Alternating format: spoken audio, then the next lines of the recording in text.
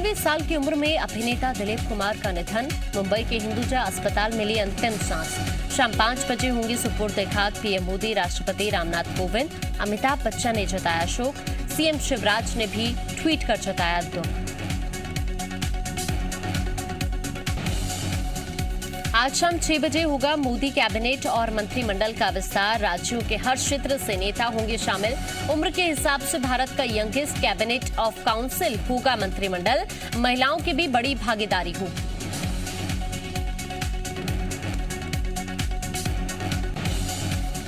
मोदी मंत्रिमंडल से पहले मोदी सरकार का ऐतिहासिक फैसला। मिनिस्ट्री ऑफ कॉर्पोरेशन के नाम से एक अलग नया मंत्रालय बनाने का ऐलान।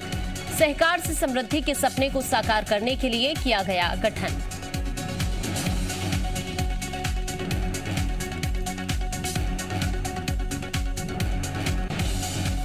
मंत्रिमंडल विस्तार के बाद ओबीसी नेताओं की संख्या बढ़ेगी। विस्तार के बाद कम से कम 25 ओबीसी मंत्री शामिल होंगे।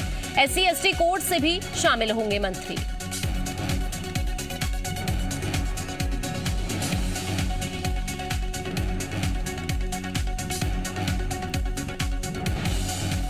मोदी सरकार के पहले मंत्रिमंडल विस्तार में कई नेताओं को मिल सकता है मौका। ज्योतिरादित्य सिंधिया, सर्बानंद सोनोवाल, सुशील मोदी के नाम पर लग सकती है मुहर।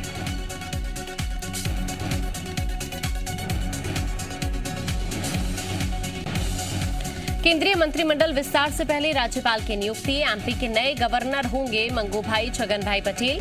केंद्रीय मंत्री थावरचंद गहलोत बनाए गए कर्नाटक के राज्यपाल। छत्तीसगढ़ के रमेश बैस त्रिपुरा से भेजे गए झारखंड।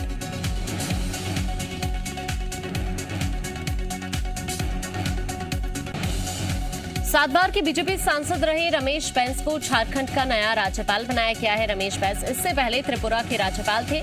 बतौर राज्यपाल रमेश बैस के लिए झारखंड नया राज्य होगा। ऐसे में उनके सामने चुनौतियां भी नहीं होंगी। मोदी मंत्रिमंडल के विस्तार से पहले थावरचंद गहलोत को कर्नाटक के राज्यपाल नियुक्त किया गया है। थावरचंद गहलोत मोदी मंत्रिमंडल में केंद्रीय सामाजिक न्याय एवं अधिकारिता मंत्री थे।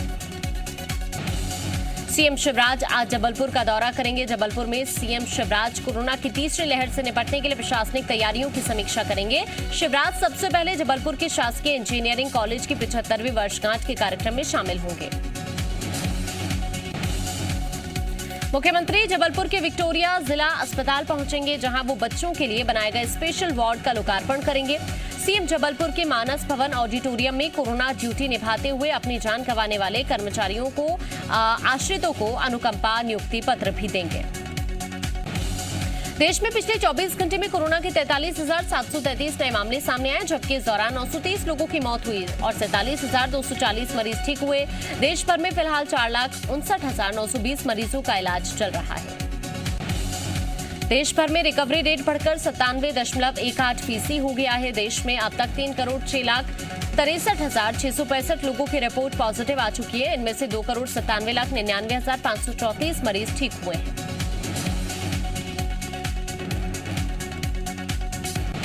स्वास्थ्य मंत्रालयों के आंकड़ों के मुताबिक देश में 36 करोड़ से ज्यादा लोगों को वैक्सीन लगी। मंगलवार शाम 7 बजे तक 32,40,000 से ज्यादा डोज लगाए गए। भोपाल में कोरोना संजीवनी के सेकेंड डोज के लिए सुबह से वैक्सीनेशन सेंटर पर देखी गई लंबी कतार। सबसे ज्यादा मुश्किल सीनियर सिटीजन को हो रही है। परेशान सीनियर सिटीजन जमीन पर बैठकर वैक्सीन स्टाफ के आने और वैक्सीन लगने का इंतजार नजर आए करते हुए। छत्तीसगढ़ में पिछले 24 घंटे में कोरोना के 322 नए मामले मिले हैं, जबकि 533 लोग ठीक होकर अपने घर को लौट गए हैं। प्रदेश में अभी कोरोना के 5,000 से ज्यादा एक्टिव केस बचे हुए हैं। पिछले एक दिन में छत्तीसगढ़ में 5 मरीजों की कोरोना से मौत हुई है। बस्तर संभाग में सबसे ज्यादा कोरोना के मरीज मिले हैं। सुकमा में 44, बीजापुर में 28, बस्तर में 24 कोरोना संक्रमित नए मरीज मिले हैं। तो वहीं रायपुर में कल कोरोना के 23 नए मरीज सामने आए।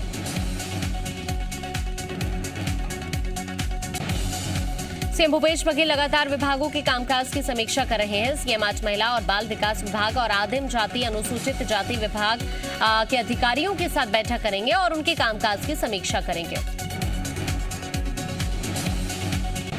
मुख्यमंत्री भूपेश बघेल सरकारी योजनाओं की स्थिति के बारे में भी बात कर सकते हैं। बैठक से पहले मुख्यमंत्री भूपेश बघेल आज वजन त्योहार में शिरकत करेंगे।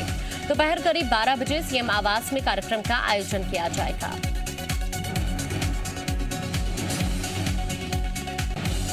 केंद्रीय स्वास्थ्य विभाग की टीम आज बस्तर के दौरे पर जाएगी। केंद्र सरकार ने संक्रमण बढ़ने की दर को लेकर 6 राज्यों को चिन्हित किया है, जिसको देखते हुए केंद्र सरकार के विशेषज्ञों की टीम छत्तीसगढ़ के दौरे पर है।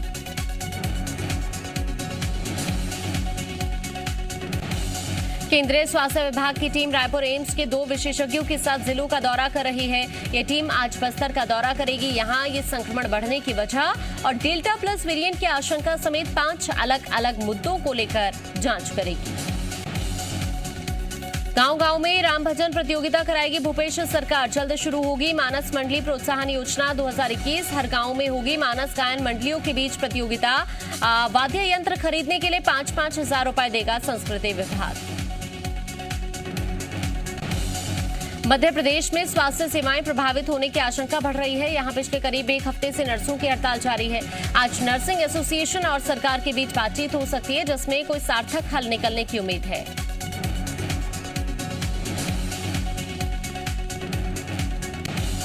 एमपी में कल चिकित्सा शिक्षा विभाग के संचालक और नर्सिंग एसोसिएशन के बीच हुई मुलाकात का कोई नतीजा नहीं निकला, जिसके बाद नर्सों ने भी हड़ताल खत्म करने को लेकर कोई फैसला नहीं किया। एमपी हाईकोर्ट में भी नर्सों की हड़ताल को लेकर याचिका दायर की गई है। पूर्व सीएम कमलनाथ ने मुख्यमंत्री शिवराज सिंह चौहान को पत्र लिखते हुए शासकीय सेवा में भर्ती की अधिकतम आयु सीमा को 2 साल बढ़ाने की मांग की है। पत्र में लिखा, कोरोना महामारी के कारण पिछले 2 सालों से भर्ती परीक्षाएं आयोजित नहीं हुई, जिससे युवाओं में निराशा है। कमलनाथ ने लिखा है कि भर्ती परीक्षाएं न होने के कारण कई बेरोजगार युवा आयु की तय सीमा को पूरा कर गए हैं, जिस वजह से वो अब परीक्षाओं में शामिल नहीं हो सकते। ऐसे हालातों में शासकीय सेवा में भर्ती की अधिकतम आयु सीमा को 2 साल बढ़ाने की मांग न्यायोचित प्रतीत होती है। नक्सलियों का एनकाउंटर करने के बाद भी पुलिस रेगुलेशन रूल की धारा 70 के तहत आउट ऑफ टर्न प्रमोशन न मिलने पर कांस्टेबल और हेड कांस्टेबल ने बिलासपुर हाईकोर्ट में याचिका दायर की, जिस पर सुनवाई करते हुए हाईकोर्ट ने डीजीपी को 30 दिनों के अंदर मामले का निराकरण करने के निर्देश दिए हैं। एमपी में नर्स एसोसिएशन का प्रदर्शन लगातार जारी है। इसी कड़ी में सतना के अमरपाटन में नर्स एसोसिएशन ने अनोखा प्रदर्शन किया। अस्पताल परिसर में नर्सिंग स्टाफ ने रामचरितमानस का पाठ किया और सरकार को सद्बुद्धि देने की कामना की। इसके साथ ही भजन गाकर सरकार से अपनी मांगी पूरी करने की मांग की। बालाघाट में बीजेवाईएम के प्रदेश अध्यक्ष वैभव पवार की शादी समारोह में सीएम शिवराज सिंह चौहान शामिल हुए। सीएम ने नव दंपति को आशीर्वाद देकर सुखी दाम्पत्य जीवन की शुभकामनाएं दी। सीएम शिवराज सिंह चौहान ने साथ ही इस मौके पर वृक्षारोपण भी किया। भोपाल से बीजेपी सांसद साध्वी प्रज्ञा ठाकुर आर्थिक रूप से कमजोर 2 लड़कियों का कन्यादान करेंगी, जिसको लेकर उन्होंने कहा कि सांसद के रूप में मिलने वाले वेतन का 1 भी रुपए अपने ऊपर खर्च नहीं करती हूं। उस पैसे से आर्थिक रूप से कमजोर घर की 2 बेटियों का कन्यादान करूंगी। मध्य प्रदेश के लोगों को जल्द ही गर्मी से राहत मिल सकती है। प्रदेश में 10 जुलाई तक मानसून सक्रिय हो सकता है। मौसम विभाग के मुताबिक 10 जुलाई तक भोपाल समेत पूरे प्रदेश में भारी बारिश हो सकती है। मध्य प्रदेश साइबर पुलिस ने ऑनलाइन ठगी के इंटरनेशनल रैकेट का खुलासा किया, जिसमें पाकिस्तान और चीन के नागरिक की संलिप्तता सामने आई। व्यापारियों से ठगी करने के बाद पैसे क्रिप्टो करेंसी में बदले जाते थे, जिसे बाद में पाकिस्तान भेज दिया जाता था। भोपाल पुलिस ने ऑनलाइन ठगी के इंटरनेशनल रैकेट मामले में 4 आरोपी गिरफ्तार किए हैं। 2 आरोपी अभी फरार हैं। गिरफ्तार किए गए आरोपियों में से 2 दिल्ली के रहने वाले हैं, जिनमें से एक सीए है। मामले में साइबर पुलिस पाकिस्तानी और चीनी नागरिकों की संलिप्तता की जांच कर रही है।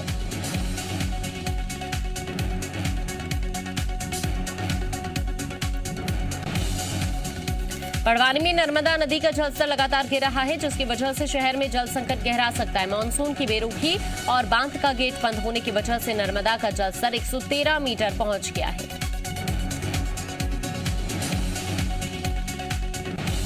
नर्मदा का जलस्तर कम होने को लेकर एसडीएम घनश्याम धनकर ने आश्वासन देते हुए कहा कि इंदिरा सागर डैम का गेट खोल दिया गया है। जल्द ही पानी बड़वानी पहुंच जाएगा। ऐसे में जल संकट के हालात नहीं बनेंगे। नर्मदा का जलस्तर ऊपर आ जाएगा। कवर्धा के दर्जनों गांवों में बिजली व्यवस्था पूरी तरह से चरमराई हुई है। कई गांव ऐसे हैं जहां 1 हफ्ते से बिजली सप्लाई बंद है, जबकि कई गांवों में मात्र कुछ देर के लिए बिजली आ रही है। बिजली व्यवस्था ठप होने से सबसे ज्यादा परेशानी किसानों को हो रही है। कवर्धा में किसानों का कहना है कि जब तक अधिकारी उनकी मांगे नहीं मानेंगे तब तक वो धरना देते रहेंगे। वहीं विद्युत विभाग के अधिकारियों का कहना है कि इन दिनों हो रही लगातार बारिश और आंधी तूफान के चलते तार टूट रहे हैं और कई तरह की तकनीकी दिक्कतें आ रही हैं। समर्थन मूल्य पर धान खरीदी में पिछले 4 साल से लगातार जीरो शॉर्टेज का रिकॉर्ड बना रहे जांजगीर चांपा का रिकॉर्ड इस बार खतरे में है। सरकारी रिकॉर्ड के मुताबिक खरीदी खत्म होने के करीब 5 महीने बाद भी 138 केंद्रों में 32,791 क्विंटल धान जमा बताया जा रहा है। जांजगीर चांपा में विभाग अभी भी जल्द उठाव कराने की बात कह रहे हैं। पिछले 5 महीने से धूप और बारिश में पड़ा धान अब किसी काम का नहीं रहा है। यही वजह है कि जिला विपणन अधिकारी साफ कर दिया है कि धान की खरीदी समिति करती है, इसीलिए सुखद या नुकसान की वसूली भी समिति से ही की जाएगी। इंदौर क्राइम ब्रांच ने 70 करोड़ की ड्रग्स तस्करी मामले में 4 और आरोपियों पर शिकंजा कसा है। क्राइम ब्रांच ने एक महिला समेत 4 आरोपियों को गिरफ्तार किया है। आरोप है कि महिला लॉकडाउन के दौरान भी इंदौर आकर ड्रग्स की खरीदी करती थी। पुलिस गिरफ्त में आए दूसरे आरोपी पहले पकड़े गए आरोपियों से संपर्क में थे। वो उन्हीं के जरिए ड्रग सप्लाई का काम करते थे। क्राइम ब्रांच पुलिस अब तक 33 आरोपियों को गिरफ्तार कर चुकी है। पुलिस ने ड्रग्स तस्करी को नेक्सस खत्म करने को लेकर लगातार कार्रवाई शुरू की हुई है। नरसिंहपुर के मलिया के पास 2 बाइक की जोरदार टक्कर में महिला समेत 4 लोगों की मौत हो गई, जबकि हादसे में एक व्यक्ति गंभीर रूप से घायल हो गया है। वहीं हादसे के बाद एक व्यक्ति भाग निकला, जिसकी तलाश जारी है। एक मृतक की शिनाख्त नहीं हो पाई है। इंदौर में आगजनी का मामला सामने आया है। इंदौर के एमटी रोड स्थित चश्मे की दुकान को एक चोर ने अपना निशाना बनाया। चोरी करने के बाद चोर ने दुकान में आग लगा दी। आग लगाते ही चोर की तस्वीरें सीसीटीवी में कैद हो गई। पुलिस सीसीटीवी के आधार पर जांच कर रही है। जशपुर में 21 जून को किसान ने शिवालय कंस्ट्रक्शन के खिलाफ कार्रवाई करने के लिए गुहार लगाई थी, लेकिन ठेकेदार पर प्रशासन ने कोई कार्रवाई नहीं की। परिजनों का आरोप है कि प्रशासनिक कार्रवाई न होने से ठेकेदार की दबंगई बढ़ गई है और इसी से परेशान होकर किसान ने आत्महत्या की। जशपुर में किसान की आत्महत्या पर पूर्व मंत्री गणेश राम भगत ने दोषी ठेकेदार और अधिकारियों पर हत्या का मामला दर्ज करने की मांग की है। वहीं रिपब्लिकन पार्टी ऑफ अठावले के प्रदेश अध्यक्ष विजय गुप्ता भी मृतक के घर पहुंचे। उन्होंने किसान के परिवार को 25,000 रुपए की मदद की। जशपुर के नारायणपुर थाना क्षेत्र में आकाशीय बिजली की चपेट में आने से 4 बच्चों की मौत हो गई, जिसमें से 2 सगे भाई बहन थे। चारों बच्चे नहाने के लिए बेलसुंगा डैम के पास गए थे। इसी दौरान अचानक मौसम खराब हुआ और आकाशीय बिजली गिर गई। आकाशीय बिजली गिरने के बाद ग्रामीणों ने बच्चों की तलाश शुरू की तो 2 बच्चे डैम के पास मृत पाए गए, जबकि 2 बच्चों का शव डैम में मिला। घटना की जानकारी मिलने के बाद बीजेपी जिला अध्यक्ष रोहित साय ने परिजनों ने प्रकरण बनवाकर जल्द मुआवजा दिलाने की उन्होंने बात कही। आगरमालवा जिला मुख्यालय पर सरकारी जमीन से अतिक्रमण हटाने के दौरान जोरदार हंगामा हुआ। अवैध कब्जा करने वालों की प्रशासन की टीम के साथ तीखी नोकझोंक हुई, जिसके बाद पुलिस को हल्का बल प्रयोग करना पड़ा।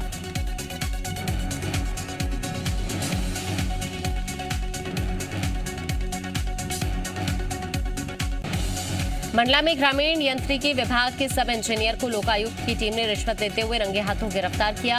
सब इंजीनियर मनोज बघेल 1 लाख रुपए रिश्वत ले रहे थे, जिस समय लोकायुक्त की टीम ने छापा मारा। मनोज बघेल को गिरफ्तार करने के बाद लोकायुक्त की टीम ने मवई में उनके सरकारी आवास और निजी घर में भी जांच की। सब इंजीनियर मनोज बघेल ने गांव के सरपंच से एसडीओ और सीओ को रिश्वत देने की बात करते हुए 1 लाख रुपए की रिश्वत मांगी थी। बिलासपुर के नोबल अस्पताल पर इलाज के बिल का भुगतान नहीं करने पर एक परिवार को बंधक बनाने का आरोप लगाया है। पीड़ित परिवार ने प्रभारी मंत्री जयसिंह अग्रवाल से मदद की गुहार लगाई, जिसके बाद मंत्री जी ने तत्काल बिलासपुर के कलेक्टर को फोन लगाया और बंधक को छुड़ाने के निर्देश दिए। मंत्री जयसिंह अग्रवाल ने जिला पंचायत अध्यक्ष को भी कार्रवाई करते हुए सूचना देने के निर्देश दिए। पीड़ित परिवार के अनुसार सिर पर कुल्हाड़ी लगने की वजह से रामदयाल को पिंडरा के जिला अस्पताल में भर्ती कराया गया था। हालत गंभीर होने की वजह से रामदयाल को बिलासपुर ले जाने की सलाह दी। रीवा में शराब के नशे में धुत महिला ने बीच सड़क पर हंगामा किया। सड़क पर लेटकर आत्महत्या की धमकी दी। वीडियो सोशल मीडिया पर वायरल। बड़ी मशक्कत के बाद महिला को हटाया गया।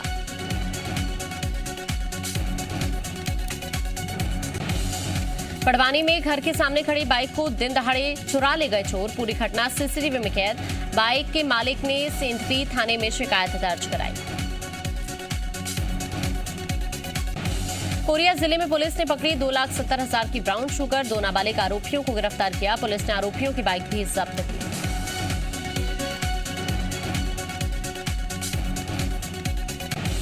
ग्वालियर में स्मैक के नशे में 4 बदमाशों ने 3 युवकों पर चाकू से वार कर दिया। कचरा बीनने वाले बताए जा रहे हैं बदमाश।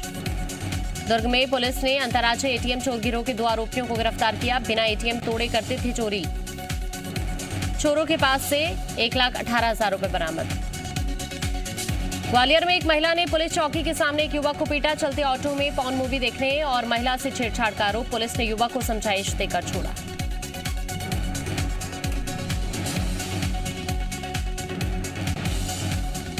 कोरिया जिले में एक बुजुर्ग महिला पर 2 भालुओं ने हमला कर दिया। 2 घंटे तक जंगल में तड़पती रही बुजुर्ग। नहीं आई एम्बुलेंस। किराए पर गाड़ी करके महिला को अस्पताल पहुंचाया गया।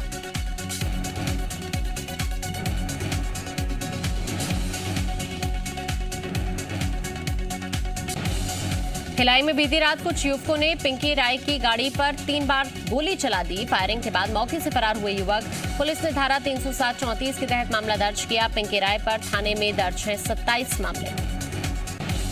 मंदसौर में ज्वेलर की हत्या के मुख्य आरोपी को प्रोडक्शन वारंट पर मंदसौर न्यायालय में किया गया पेश। पुलिस को मिले आरोपी के रिमांड। 2019 में चुनू ने ज्वेलर की गोली मारकर हत्या की थी।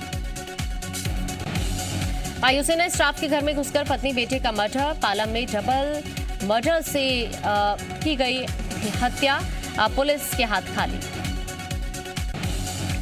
हिमाचल के शिमला और मनाली में कोविड नियमों के उल्लंघन पर स्वास्थ्य मंत्रालय ने जताई चिंता। हिमाचल सरकार को पत्र लिखकर कहा है ऐसी लापरवाही अब तक की लड़ाई में हुए फायदे को कम कर सकती है। पंजाब कांग्रेस के घमासान पर सोनिया गांधी से मिले सीएम अमरिंदर सिंह। 1 घंटे की बैठक के बाद कहा आलाकमान का हर फैसला मंजूर। नवजोत सिंह सिद्धू के मुद्दे पर कुछ भी कहने से इनकार किया।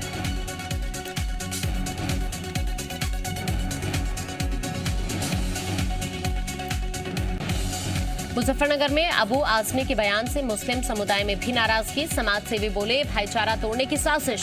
आजमी के बयान पर माफी मांगे अखिलेश।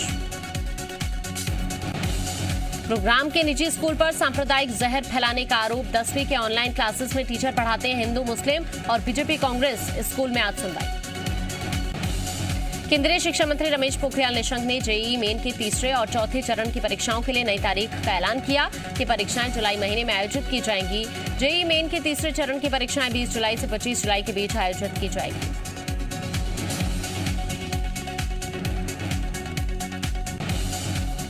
आज से 3 दिनों की यात्रा पर रूस के लिए रवाना होंगे विदेश मंत्री एस जयशंकर। द्विपक्षीय मुद्दों के साथ साथ क्षेत्रीय और अंतर्राष्ट्रीय विकास के मुद्दों पर करेंगे चर्चा।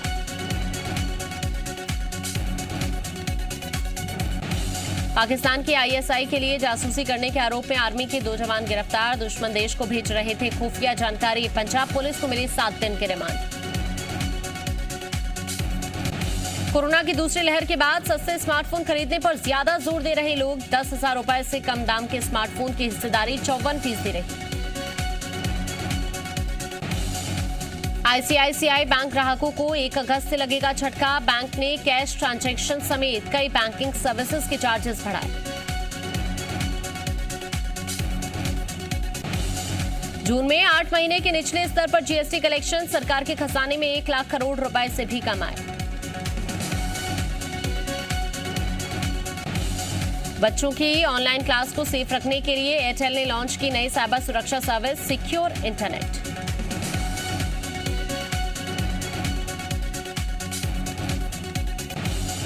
कंज्यूमर प्रोटेक्शन रूल के लिए ड्राफ्ट की डेडलाइन 6 जुलाई से बढ़कर हुई 21 जुलाई। अब आप अपने सुझाव 21 जुलाई तक भेज सकते हैं।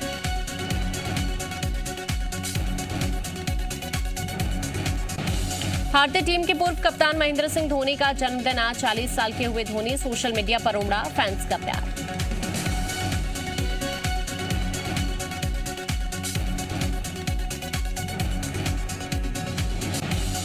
भारतीय टीम के सभी खिलाड़ियों और स्टाफ को 7 और 9 जुलाई को लगेगा दूसरा टीका। इंग्लैंड में लगातार बढ़ रहे हैं कोविड-19 के मामले।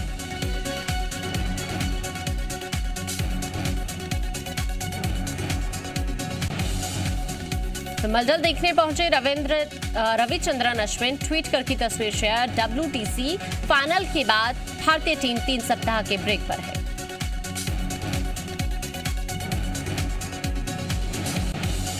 जापान में पेरेंट्स के लिए सरदर्द बना ओलंपिक 2020। कोरोना महामारी के बावजूद बच्चों को स्टेडियम में मिलेगी स्पेशल एंट्री।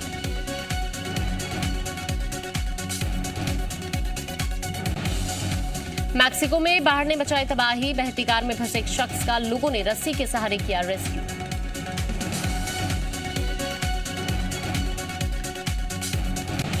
थाईलैंड में वैक्सीनेशन को लेकर सरकारी डॉक्यूमेंट के मीडिया में आने से हड़कंप। हेल्थ वर्कर्स को बूस्टर डोज न देने का प्रस्ताव। फाइजर बायोटेक की लगाई जा रही है वैक्सीन।